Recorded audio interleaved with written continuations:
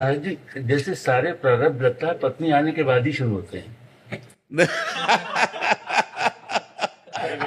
इससे पहले अगर अगर ऐसा होता तो अब बाबा जी लोग बच जाते प्रारब्ध से। अगर अगर प्रारब्ध पत्नी आने से होता तो हम लोगों की तो पत्नी है ही नहीं, हम लोग बच। जनरली आप किसी से भी पूछे तो लगेगा इसके पहले का जीवन बिल्कुल ठीक था, उसके बाद जैसे ही हुआ सारे प्रारब्ध शुरू हो गए। बाबा जी से पूछो तो लगता है गृहस्थी का जीवन बहुत सही है। कम से कम रसोई में बैठ के गरम गरम रोटी तो मिलती है यार तुम्हें। कम से कम अपने दुख सुख की बात तो आप किसी से कह सकते हो। यहाँ किससे बात करें?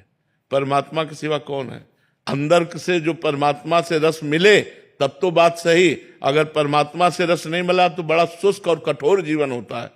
माता पिता भाई बंधु परिवार रिश्ते नाते सबको काट करके और भगवान के मार्ग में चल रहे हैं और भगवदानंद मिला नहीं, काम क्रोध जला रहे हैं, ना काम भोग सकते हो और ना कोई मोह, ना कोई अपना, ना कोई। बड़ा कठिन मार्ग है। निकल गए तो निकल गए, फिसल गए तो फिसल गए।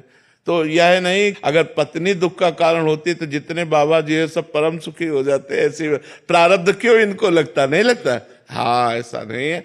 और कभी कभी आप जैसे अनुभव कर रहे हैं तो उसके प्रतिकूल भी अनुभव है कि किसी किसी के जीवन में पत्नी का आना उसके जीवन का मंगल विधान बन जाता है, उसके जीवन को संवार देते। नहीं संवार देते।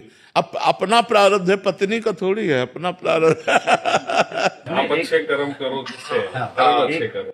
गांव में एक कहावत थी, बिना पुरबुले के कर्मन के मिले न सहोदर नार। मतलब जो सुंदर सुख प्रदान करने वाली, जैसे अपने भाई बहन है जितना प्यार है, इससे कई गुना बढ़कर के प्यार देने वाली जो पत्नी है वो बिना पुरबुले के कर्मन के, पूर्व के कर्मों के बिना नहीं प्राप्त होते।